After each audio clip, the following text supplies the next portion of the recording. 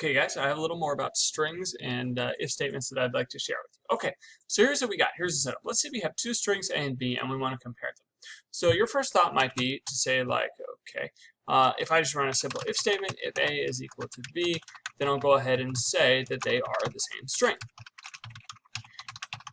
And you would almost certainly expect this to work and print something out, but of course when you run it, you recognize nothing prints out at all. Huh. So how do you compare strings?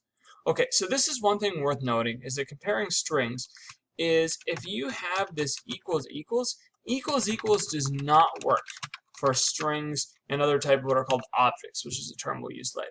Because basically what's happening is it equals equals checks to see if they're like pointing to the same spot in memory, and they're not.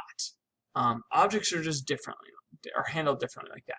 If you want to compare strings, you can look on the quick reference guide and recognize there's something called equals. Just like we did dot length and dot substring, you can use the dot equals. Okay, so you should compare strings using a dot equals method. Okay, so if I want to compare two strings A and B, I do A dot equals, and then I put the other string in a set of parentheses. So then, this is how it will actually be able to compare them. So they are the same string using dot equals. And when we run this code, we'll see that this actually does in fact print out in that sense.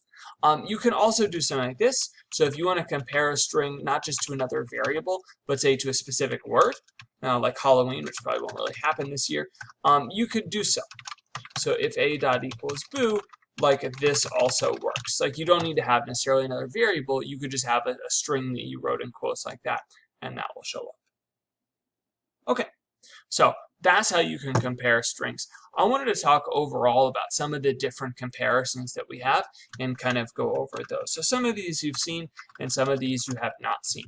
So this is a list of comparisons you can use inside an if or else if statement. Remember, an else doesn't have anything after it. There's no set of parentheses. Okay, so we use equals equals. That's to compare numbers, booleans, or chars. We have dot equals to compare strings and other objects, which we'll talk quite a bit about later.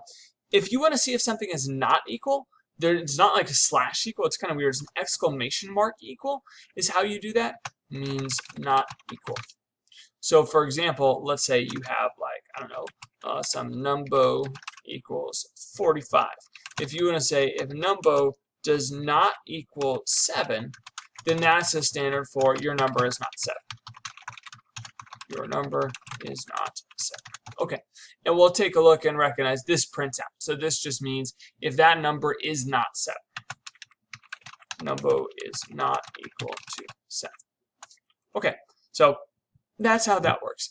If you want to compare numbers, we talked earlier, we use like I think greater. So greater or less than means greater or less than, as you might expect. If you want greater than or equal to or less than or equal to, you do it like this: greater than equals or less than equals. And it has to be in that order. You can't do equals less, it won't compile. It means less than or equal and greater than or equal respectively. Okay, now one thing you might also wonder is how do we do the not equals with strings? So if you want to do not equals of strings to see if something is not equal, so maybe let's do like an else if. So that A is boo. So else if okay. So this is kind of weird because you might be tempted to do like like exclamation equals, I don't know, like Bill. Okay. Unfortunately, that doesn't compile. So it gives you some weird errors. So what you actually have to do is you have to put the exclamation mark in front. So if something is not equal using dot equals, you're going to put the exclamation mark in front of the line.